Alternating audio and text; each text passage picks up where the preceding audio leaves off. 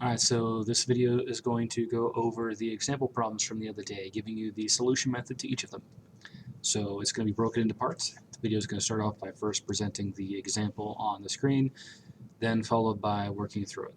Okay, so just like I said, skip to whatever you need help with.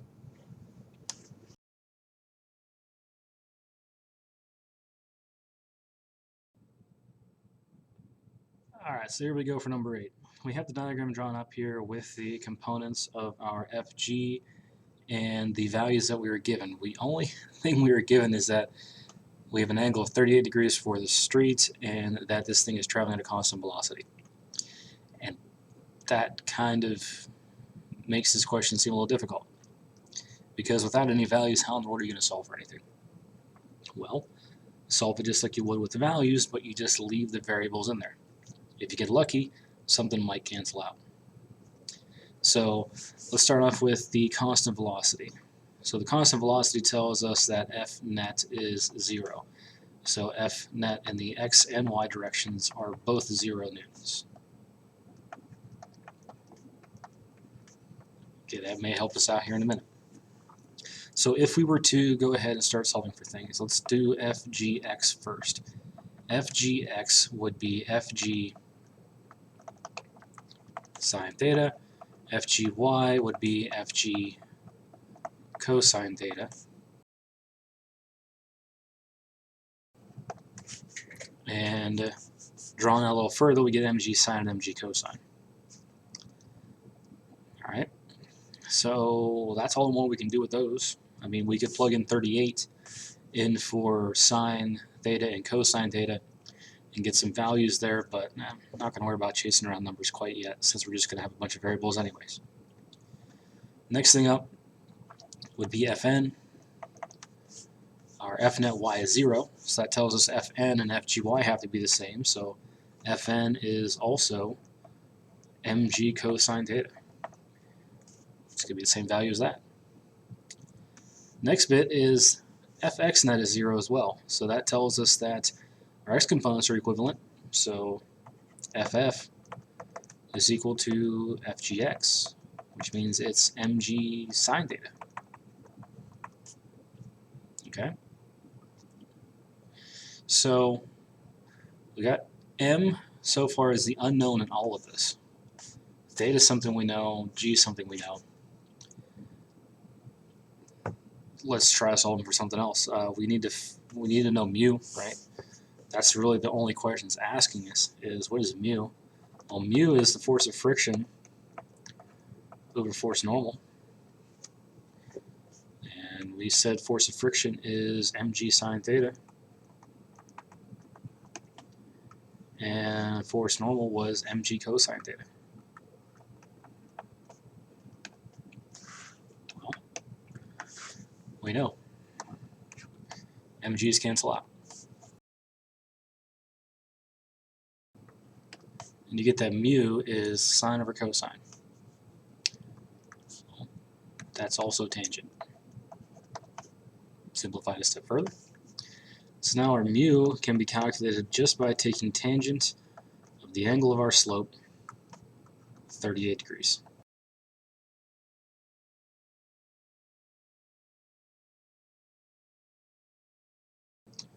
There's our answer. Seemed complicated, and it kind of is if you just look at it initially, but if you just continue solving it like you would any other problem, just leave variables in there, sometimes you get lucky and things cancel out and you get a number. If not, and things don't cancel out, then your answer at the end is just going to be a variable answer. Right? Now, it's not going to happen with any of the ones here, all the examples that you have here, but if something like this comes up somewhere else, it's possible and perfectly fine for it to be a variable answer. So there we go.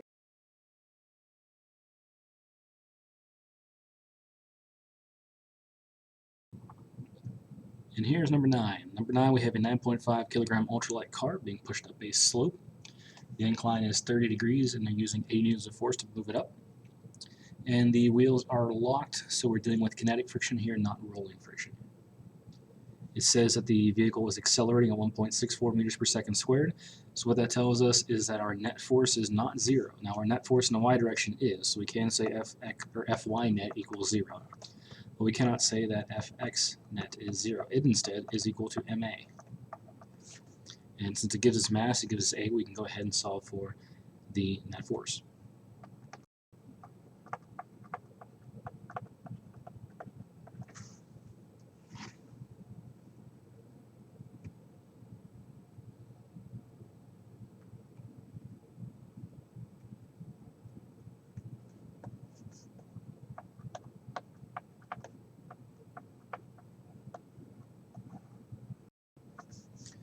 Okay, so our Fx net is 15.58 newtons.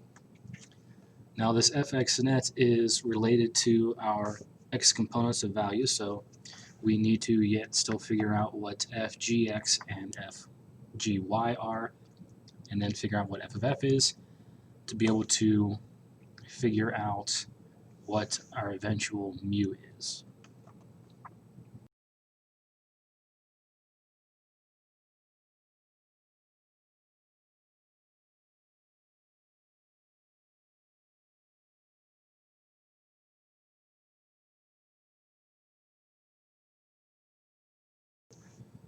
Now we're also going to go ahead and plug in 80.7 newtons as our Fn value because of the fact that our net force in the y direction is 0. That means that our y components have to cancel each other out. If Fgy is 80.7 down, then the Fn has to be 80.7 up. Now we still can't figure out what the force of friction is yet because we don't know mu. So we can try and figure out force of friction through another route. So instead of using our mu times force normal equation, let's try and use our net force equation. Now in the x direction we have two forces. We have, well, three actually. We have Fa, Fgx, and Ff. Now normally the Fgx and the F of F are in opposite directions, but since the object is being pushed up the slope, you need to keep in mind that friction always opposes the direction of motion. So if the thing is going up, friction has to be down, which is unlike all the ones we've done so far.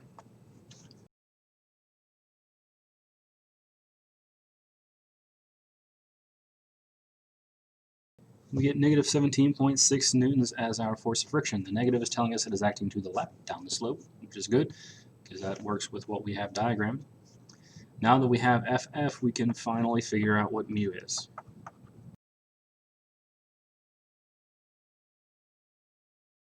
And there we have it. Mu is 0.22. Kinetic mu is 0.22. That solves number 9 and time for 10.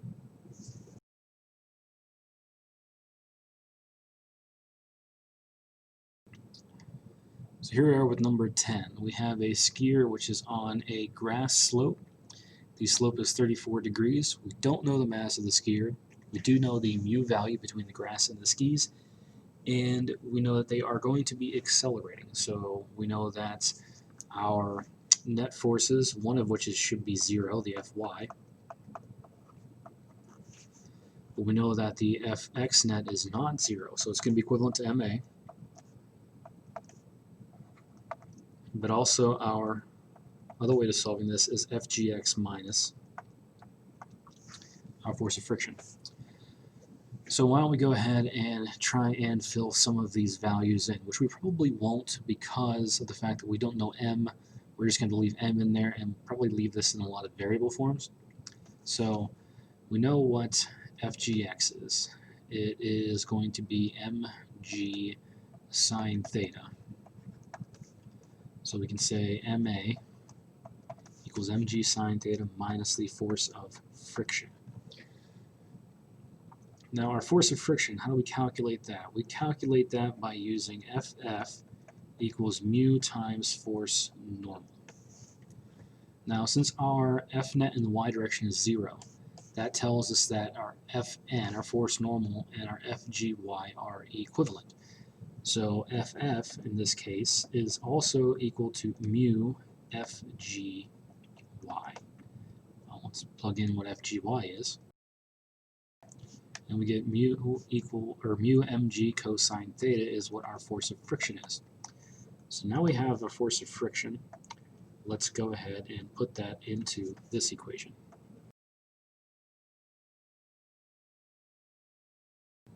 Now we have m's on both sides, so that means the m's are going to cancel, so let's go ahead and get rid of that.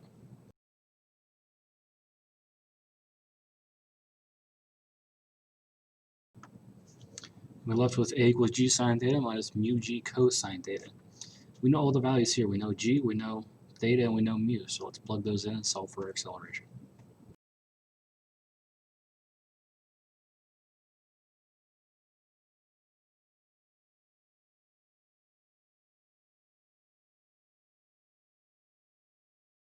So there's our acceleration, 7.1 meters per second squared. Now that we know A, how fast they're accelerating down the slope, we can go ahead and figure out how fast they're going after 6.6 seconds. And to figure that out, we're going to go back and use a kinematic equation. And to do that, we'll use the Vf equals Vi plus At.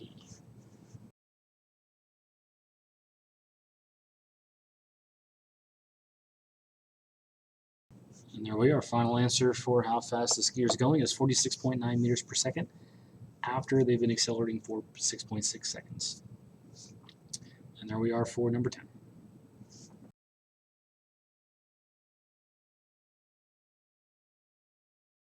So here's number 11.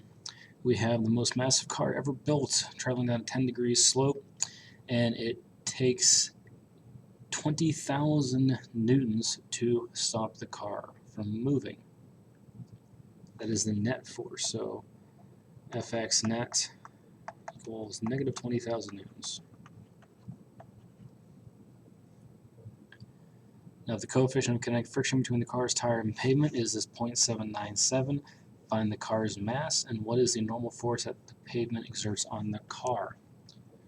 So, since the only force acting on a car in the x direction is the force of friction and Fgx, we can go ahead and do sigma Fx equals negative 20,000, which equals Fgx minus f of x, or f of f, sorry. Now this Fgx is mg sine theta. Now ff, though, is equivalent to mu times fn. So we can go ahead and state that since the car is not leaving the surface, that our fn is equivalent to our fgy. So this can be written as mg cosine theta instead.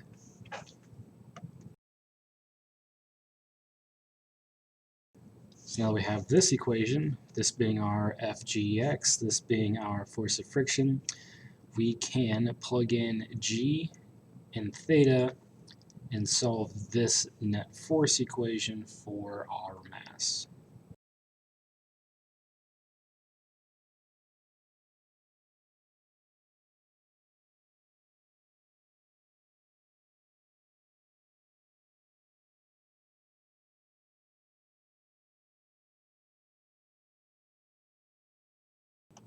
So our car has a mass of 3,333.3 kilograms.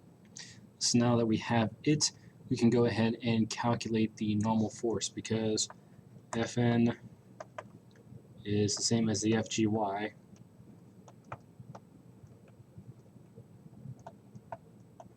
which is the mg cosine theta.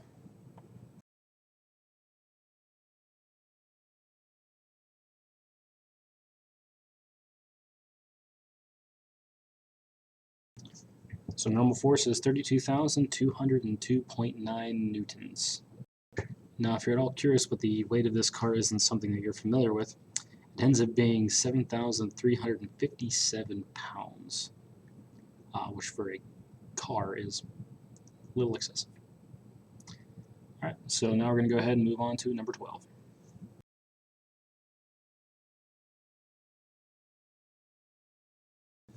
So here we are for number 12. We have a series of 3 cables supporting a 200 Newton lamp. Now, T1, T2, and T3, we need to figure out what their tension values are for all 3 of them. We're given the angles that they're hanging at. And since T1 and T2 is at an angle, we're going to have to break those into components. We're going to need to know a T1x and a T1y, same thing with T2s. Now since T3 is at the bottom here, and we have a 200 Newton object, T3's tension has to be the full amount of 200 newtons in order to support this object.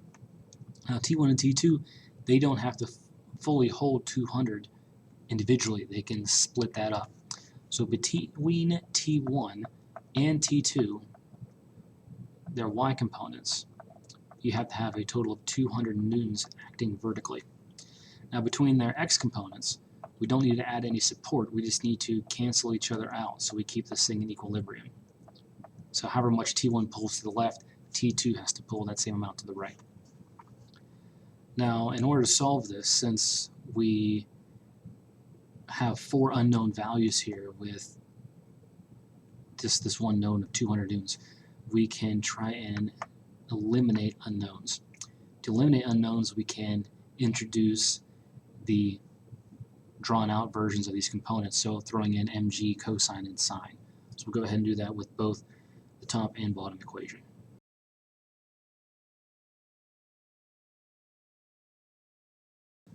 By doing that, now we have 2 unknown variables and 2 equations, so we can do a system here to figure out what T1 and T2 are. Easiest way to do that is to solve the bottom equation for one of the two. I'm going to solve the bottom one for T1.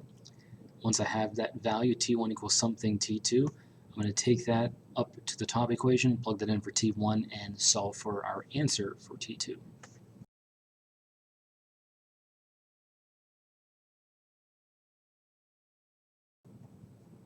Now keep in mind, those are 2 different cosine values. The one cosine belongs to T2, the one belongs to T1.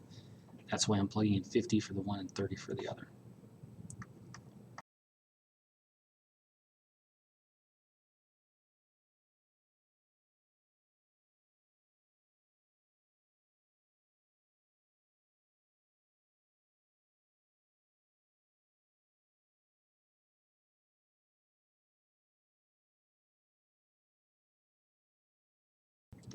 So there we have our value for T2. T2 is pulling almost, or a little bit more than the 200 newtons. Now we have to go through and solve that for T1 now.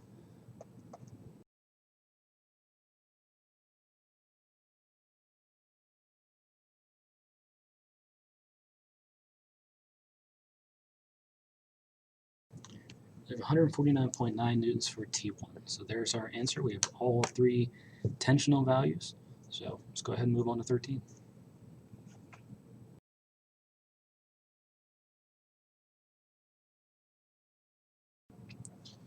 And here we are with number 13, which is very similar to number 12. So we need to figure out what the tension is in all of the ropes and the mass, or I guess all of the cables. All right. So here we are with number 13. It's very similar to number 12. We need to figure out the tension in all 3 of these ropes and also the mass of the object at the bottom. So we're going to look at our net force stuff. So we need to make sure that x is 0. So what that means is that our T3x is going to equal our T1x, which is just T1, since 1 is only acting in the x direction. A cable or a rope can't support laterally. It's only longitudinally, right, or linearly. So we can then also say that our y is 0. So that means that our T3y as well as our T2, right? Both of these are equivalent to the force of gravity acting on our hanging object down here. So let's go ahead and work in kind of like a reverse situation as last time. We know what T3 is. So since we know what T3 is, we can find T3x, T3y. Once we know T3x, we know it's the same as T1. And once we know what T3y is, we can say that's the same as T2 and the same as FG. So just go ahead and work through it.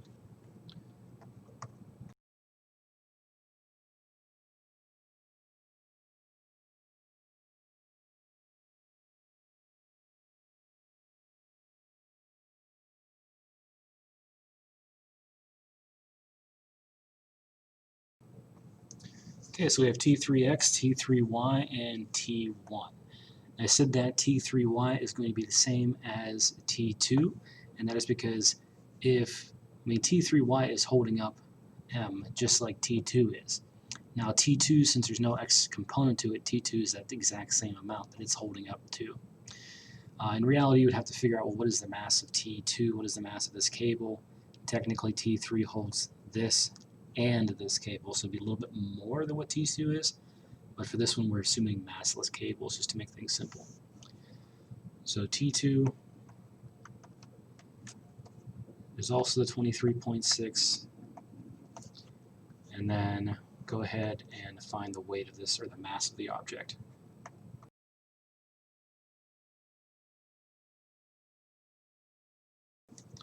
And there we are. There is the mass of the sign. So we have everything we needed to find for number 13.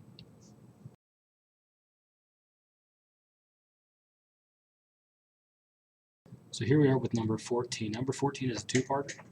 The first part, we have a person traveling in an elevator with a constant velocity. So that constant velocity for part A tells us that F net is going to be 0 newtons, which that means that our Fg and our Fn are going to be equivalent to one another. So let's go ahead and solve for Fg.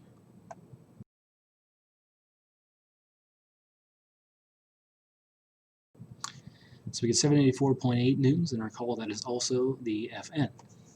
Now that's all we needed for part A. Now B, though, the person experiences an acceleration of negative 0.5 meters per second squared.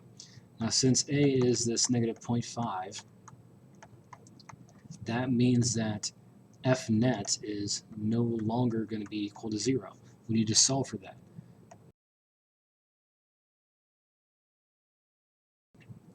It comes out to negative 40 newtons then for our F net.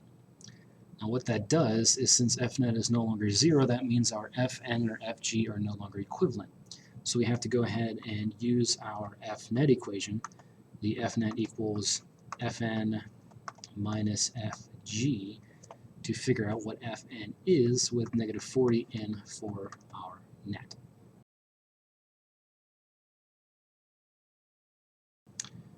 And we get 744.8 newtons. That is going to be the normal force. Now think about this in terms of, say you were standing on a scale in this elevator. When the elevator is going up at a constant velocity, we're just going to check and make sure this makes sense, these answers. If you're going up in a constant velocity in your elevator, you're going to notice that the reading on the scale is going to be the same as what you normally would weigh. Now as soon as that elevator gets to the top of wherever its destination is and starts to slow down, you're going to notice that you start to feel lighter, right? And when you start to feel lighter, it's because of the normal force acting on you decreasing. The scale is going to read a smaller value than what it normally does. Now when you roll this around the other way and you're going down and you start to decelerate, you're going to feel yourself getting heavier. And because you're getting heavier, you're getting that acceleration in the opposite direction, and the normal goes up, and you're going to get a higher value reading on the scale. If you don't believe me on that one, it might look a little weird. Take a scale with you the next time you go into an elevator, stand on it. All right. Now on to the last one.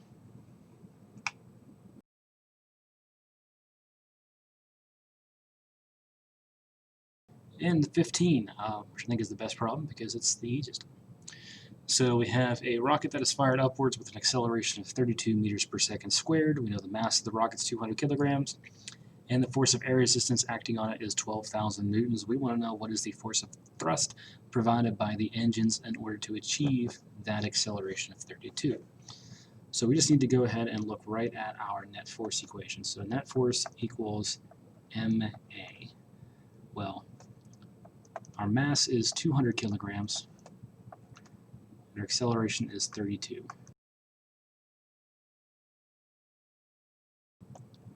So we have a net force of 6,400 newtons. Now our net force not only is equivalent to ma, it's also equivalent to all of our forces. So we have force of thrust upward minus our force of air resistance down and our force of gravity down. Now Fg is just mg, so we can go ahead and plug in our mass of 200 and 9.81 for g and solve this through for our force of thrust.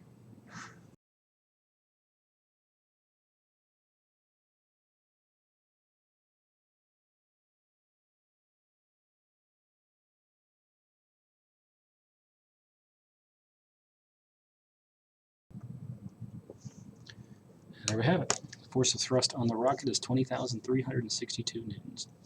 And that's it for the homework problems.